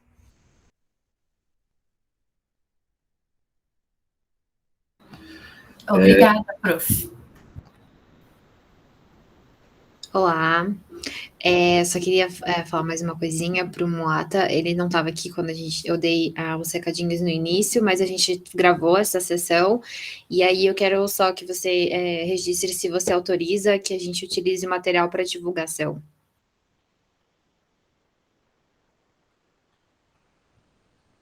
Moata, você conseguiu ver? Sim, autorizo, sim, autorizo. Maravilha. Autorizo. Maravilha, muito obrigada. Obrigado. Bom, fiquem à vontade aí para responder, comentar, enfim. Bem, obrigado, professor Christian, pela pergunta. Realmente, nós recebemos assim, uma série de críticas, né? Tanto do lado pedagógico quanto do lado filosófico, porque alguns setores mais tradicionais do campo pedagógico dizem, olha, séries iniciais, leitura escrita e matemática elementar, né? As 4 operações matemáticas. Essa história de filosofia, ensino fundamental, um modismo educacional, uma invencionice, enfim, é uma crítica forte, né?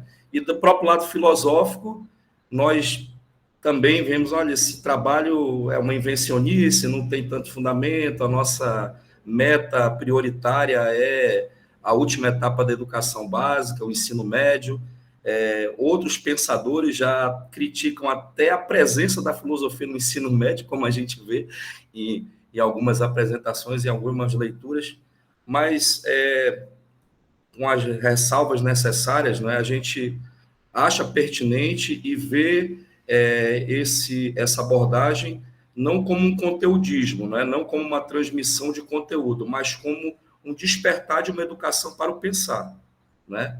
Como foi muito bem apresentado pela Elaine, parabéns, um trabalho de excelência, realmente fiquei aqui assistindo e tipo o professor José Auricunha, né, numa atitude de maravilhamento, porque é essa característica intrínseca realmente que as crianças trazem, né, esse questionar, e que parece que ao longo da educação vai sendo retirado. Senta, cala, copia, faz atividade, retira do livro, e é um cerceamento da fala, é um cerceamento do pensamento, é um cerceamento da exposição, né, das perguntas, dos questionamentos, e é exatamente numa direção contrária a essa que a gente procura trabalhar. E a parte prática propositiva do nosso trabalho, na nossa dissertação, ele consiste já numa oficina, né? Já pensando no próprio conceito de oficina como um empreendimento de reestruturação, de reelaboração, né, dessa aula sisuda, fechada, sempre numa sala, sempre utilizando os mesmos materiais didáticos, sempre utilizando a mesma didática cotidianamente. Então, é a partir daí, já da oficina da educação para o pensar democrático, como um espaço alternativo, né, que busca atividades mais diversificadas e que busca trabalhar com eles, além de uma introdução, né, claro que, dadas as características, né, dos alunos, dos educandos nessa etapa da educação, a gente vai utilizar elementos lúdicos, abordagens lúdicas e outros elementos para introduzir o que é a filosofia, a ética, a política e a democracia, né? Trabalhar a democracia nessa perspectiva apresentada por Dewey, apresentada também, de certa forma, por Freire, por Lippmann. Não somente conhecer a democracia como uma forma de governo, né? Porque isso eles já são apresentados nas ementas das séries iniciais, embora ainda com uma discussão inicial, mas na disciplina de história e de geografia, eles têm uma certa introdução a esse elemento. Então, é pegar isso que eles já trazem e, nesse momento da oficina, ampliar, né? Mostrar para eles que a democracia, né, que a gente julga tão necessária nesse momento, discutir, aprofundar e tentar construir, junto a esses educandos, não somente a compreensão dessa democracia enquanto uma forma de governo, mas enquanto uma forma de vida cotidiana que é concebida, que é produzida, inclusive, quando estamos em círculo, num determinado local do jardim da escola, discutindo sobre questões básicas, como a atividade que nós podemos realizar naquele momento, ou alguma inferência na unidade de ensino que a gente pode trabalhar, enfim, tentar, dentro dessas questões, desenvolver essa possibilidade, desenvolver esse resgate dessa ação do pensamento, né? Então, a nossa parte prática propositiva, ela consiste nas oficinas de educação para o pensar, mas, infelizmente, dada as condições severas da pandemia, né, que atingiu o mundo todo, e eu creio que vocês acompanharam aqui em Manaus, né, infelizmente, ela se deu assim com uma intensidade ainda mais elevada. Nós não conseguimos, ao longo desse ano, que era, inicialmente, nós pretendíamos realizar essa pesquisação com a realização da praxe, né, dessas oficinas junto aos educandos. Mas, infelizmente, dadas essas circunstâncias das suspensões das aulas, né, da suspensão das aulas, depois a tomada do modelo remoto e, posteriormente, já muito agora próximo do final do ano, o modelo híbrido, né, as crianças tiveram extrema dificuldade, porque com os alunos do ensino médio, né, nós já percebemos ao longo desse processo toda a dificuldade que foi, né, para que eles pudessem acompanhar essas aulas, tanto mais com as crianças que não têm por si só, a maioria, infelizmente, essa autonomia, e ainda existem muitas questões relacionadas à inclusão digital, e tudo isso prejudicou um pouco essa nossa perspectiva inicial. Mas nós pretendemos, né, na continuidade, a prática, os elementos da praxe da oficina, eles já estão apresentados, inclusive um elemento avaliativo, né, não aquela avaliação sisuda que procura, mas uma avaliação na perspectiva de uma construção também coletiva, né, do aluno expressar, argumentar, mostrar a sua compreensão acerca desses elementos. Então, todos esses pontos eles estão construídos e nós pretendemos, espero que seja possível, né, numa continuidade dessa pesquisa, submeter esse material ao Conselho de Ética da Universidade e dar prosseguimento a essa ação de praxe na unidade de ensino que foi escolhida para a realização do trabalho. Mas nós temos já o 3º capítulo com todo esse escopo, com toda essa atividade já sistematizada de forma teórica, né? E também com a metodologia, com todos os elementos relacionados à praxe, que é um elemento do programa, que é a parte prática propositiva. Né? Ok, Mauro. Passar aqui logo para Moata, que ele já fez um alerta. Opa! Da bateria, né, Moata? Estava sem bateria, aqui não tem uma tomada próxima. Eu estou aqui no restaurante onde eu parei para me hospedar. Pronto, professor, eu tenho sim uma atividade e percebo por ter sido, ou por ser um mestrado profissional, a minha atividade tem um cronograma, a proposta de atividade tem um cronograma que eu utilizo e quem tiver acesso à minha pesquisa poderá também utilizar. Há um cronograma e o cronograma pode ser ajustado em função da dinâmica que o professor vai utilizar. Além do cronograma, também defini um método. Eu vou me apegar ao método de Sócrates. Como estamos a falar, estou a trazer uma proposta, uma reflexão sobre assuntos que os próprios alunos não entendem, que a própria escola não entende. Eu apresento o problema, trago sugestões de reflexão, como já disse, temas, eles vão discutir com os alunos de uma outra escola. Fazendo uso deste método, não vão induzir que os outros respondam o que eles esperam, mas vão deixar livremente que os outros respondam. E depois, quando trouxerem a pesquisa na sala, eu vou ouvi-los também. E não vou induzir eles a criar opinião sobre o tema. Eu vou deixar que eles digam o que entenderam e depois fazer uma conclusão.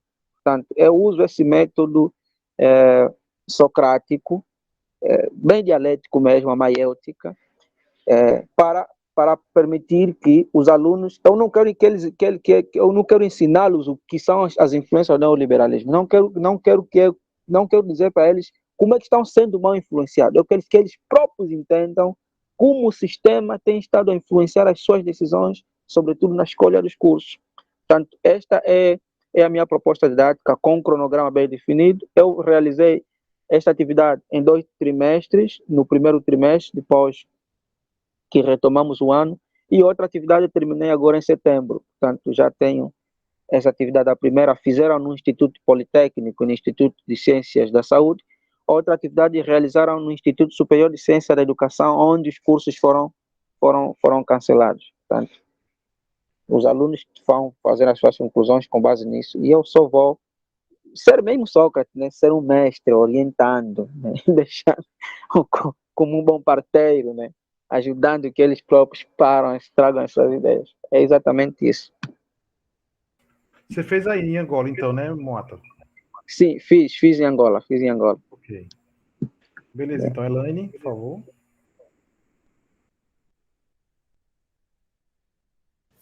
La pergunta? Não sei se foi pergunta, foi mais uma consideração. Eu entendi mais como uma consideração, né, Então, prof? beleza. Então tá bom, então beleza. Mas eu posso fazer uma pergunta? Bom, Eu posso? Não para o pode. prof, para o Mauro? Pode, claro. Posso? Claro, Mauro, deve. eu queria saber de você se na tua escola você tem na grade curricular o ensino de filosofia no ensino fundamental 1 ou não? Aqui na rede municipal de Manaus, existe um movimento chamado Educação Integral, né?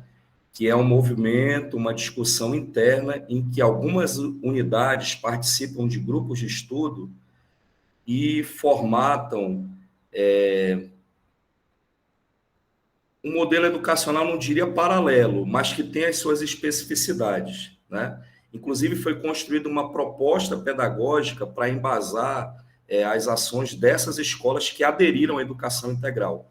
Não é nada, não é um processo forçado, é um processo de conscientização, de discussão, que parte da gestão, da parte pedagógica, dos docentes, né, até dos próprios alunos, aderirem a essa proposta.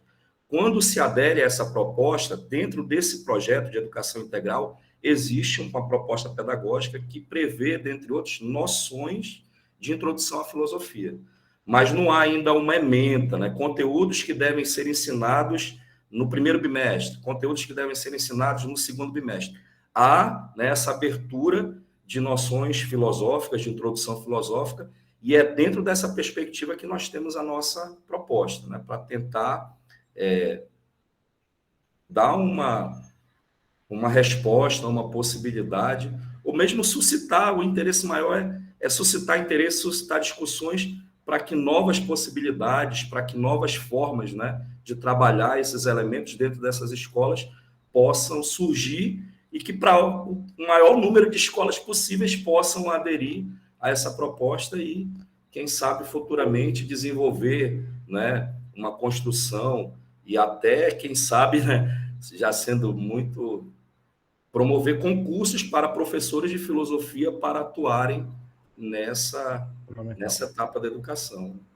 A gente sonha, apesar de toda a nossa resistência, também é uma resistência de esperança, né, de sonho, como nos apresenta lá a pedagogia freiriana, temos que ter um pouco de esperança, ainda nesse mar revolto que nós estamos sofrendo aí em todas as instâncias com o ensino de filosofia, mas nós vamos fincar o nosso pé e usar um pouco daquela coragem kantiana para resistir.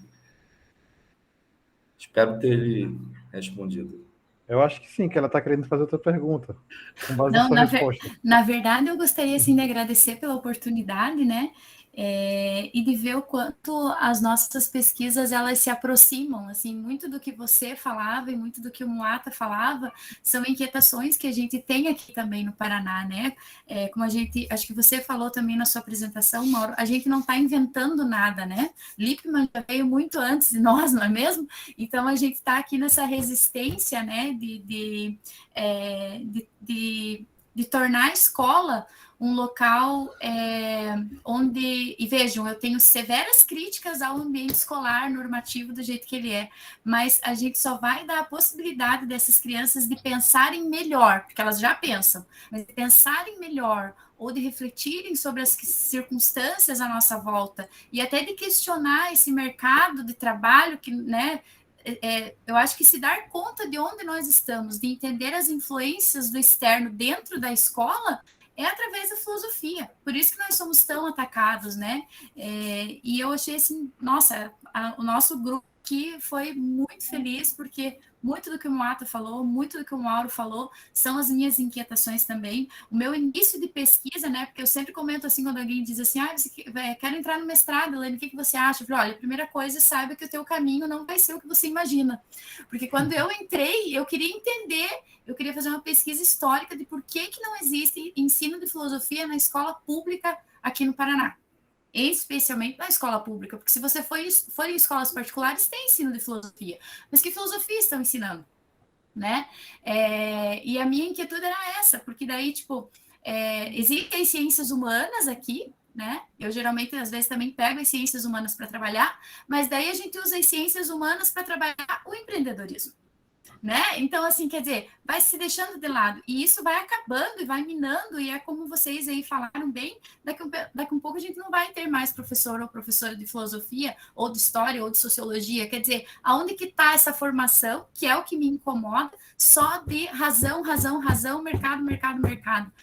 Só ela não nos bastou. A gente precisa pensar uma educação diferente, uma educação libertadora, e aqui eu honro também os ideais de Paulo Freire. Então, assim, estou bem contente com a nossa mesa aqui, achei show de bola, espero poder trocar figurinhas aí com o Moata e com o Mauro, e obrigada, professor Paulo e professor Christian, pela oportunidade e pelas dicas. Obrigado, eu gostava até de registrar a tela, para ficar como lembrança. Quem puder fazer isso, por favor, mandem no grupo. Muito obrigado Moata, pela oportunidade.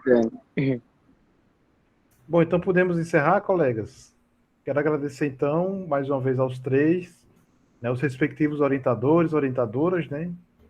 E Laura, o pessoal que está na retaguarda aí nos auxiliando, né? Lembrando que a programação do Prof. Filho continua amanhã, né? Então é importante também valorizar e prestigiar os colegas, né, do núcleo que vocês fazem parte ou de outros núcleos, né, do Prof. Filho. Então tenhamos todos uma boa noite, bom descanso, se cuidem, e firmes e fortes em defesa da filosofia. Um abraço. Boa noite, pessoal.